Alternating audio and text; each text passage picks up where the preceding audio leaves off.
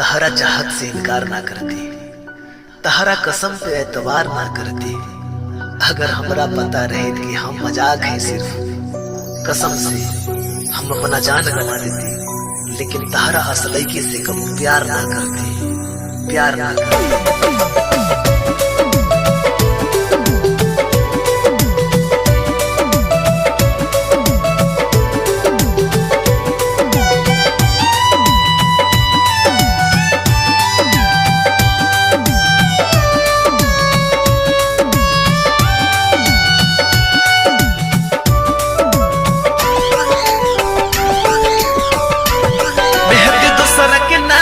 चैली दिलवा पाऊ सितम ढह गईली,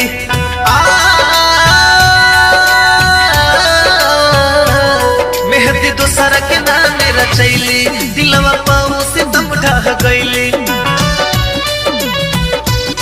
उनका बिना जीना पाई अब रे माई, सुइया जहर वाला देना दिला गवाई।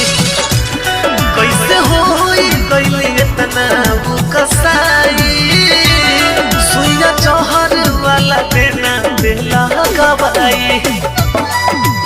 इकरार करके इनकार ना कई जाला, ऐसे केहू से प्यार ना कई जाला। अगर हमारा दिल में पतझड़ रहे तो रहे दे तू, लेकिन क्षण भर खातिर केहू के जिंदगी में बहार ना कई जाला।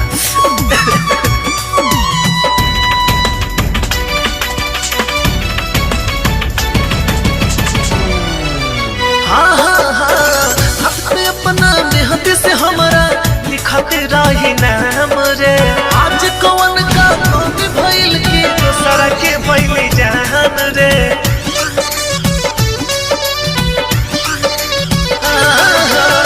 हाथ पे अपना मेहंदी से हमारा लिखते रही नाम रे, आज कौन का कमी भइल के दोसरा के भइल जान रे। जखम मिलल तवन कैसे देखाई, सुइया जहर वाला देना दिला गवाई।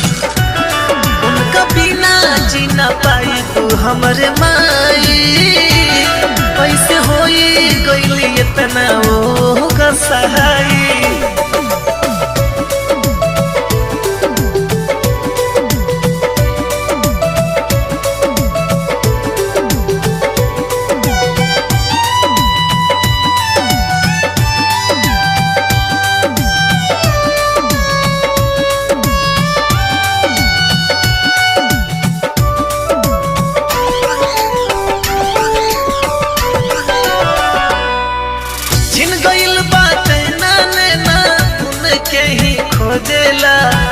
शुभम से गरीब वाला निरंजन बहुत फिलन हो खेला।